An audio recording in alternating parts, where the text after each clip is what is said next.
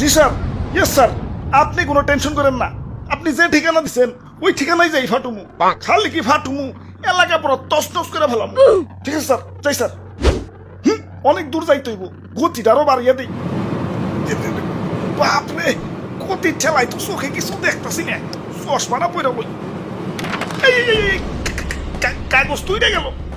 High high, যে লোকেশনে যে আমার ফুটন লাগবো ওই ঠিকানাটা তো কাগজে লেখা ছিল। লোকেশনটা তো মুখস্থ করি নাই।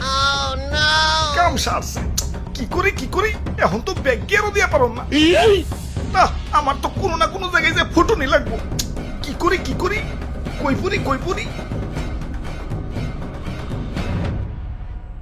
ওই তো সবুজ শ্যামল একটা দেশ দেখা যাইতেছে।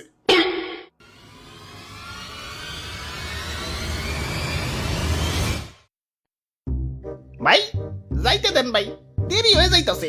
আব্বে হালায়, তুমি কোন এসে দেখছো? চাঁদা পয়েন্ট, চাঁদা ছাড়া ঢুকতে দন যাবো না। ওরে বাপুরে, ইয়া চাঁদা দেও আর আগে বাড়াও। চাঁদা তোলেন কেন ভাই? এটা তো ঠিক না ভাই। এত কথা না কয়ে চাঁদা দিয়ে বিদায় হও, পিছে সিরিয়াল লাগছে দেখো না।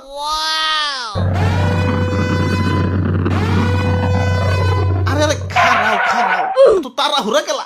ওই আমার পতাট কেউ না, আমার একটু সামনে গিয়া ফুটতে হইব। কিন্তু সামনে যাইতে হলে যে চাঁদা দেওয়া লাগবো।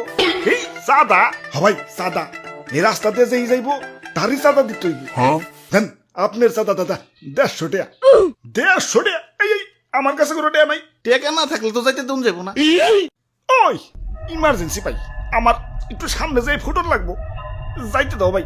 না না, চাঁদা ছাড়া তো কোনোভাবেই যাবার দন যাবো না।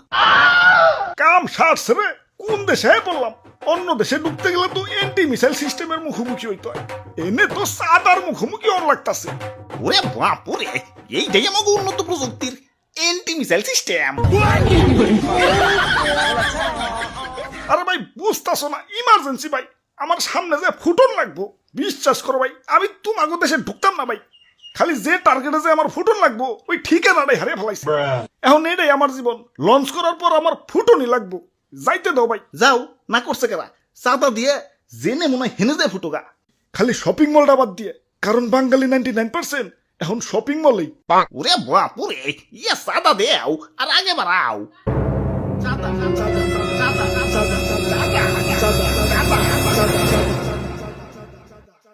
আরে ধর, এই তখন মানুষের বেলায় কোথাও শান্তি পাইতেছি না। একে তো আমার জায়গায় জায়গায় ফুটিয়া ফাটিয়া দুনিয়া জুড়ে একটা গ্যাঞ্জাম বাজিয়ে দিছে, তার উপরে তোরা চাঁদাবাজিতে রাস্তা আটকে বই রইছস।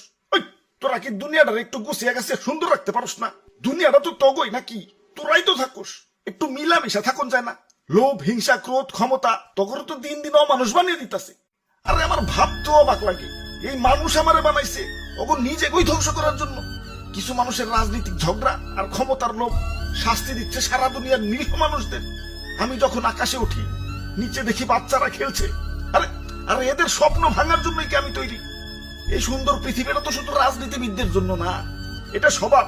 এখানে শান্তিতে বেঁচে থাকার অধিকার সবার। শান্তি বাদ দিয়ে অশান্তি কেন করস তোরা? তোরা মানুষ না, তোরা সবাই অমানুষ হয়ে গেছস। তোরা যদি মানুষই হইতি, মানুষ হয়ে মানুষ পারতে পারতি না। তোরা সেদিনই মানুষ হবি যেদিন আমাকে বানানো বাদ দিয়া পৃথিবীটাকে সুন্দর বানানোর চেষ্টা করবি। তোরা সেদিনই মানুষ হবি যেদিন আমাকে বানানো বাদ দিয়া নিজের ভাইদেরকে বুকে টেনে নিবি। আরে এত কথা কিসের? ইনি কি সিনেমা দেখতে বইছি?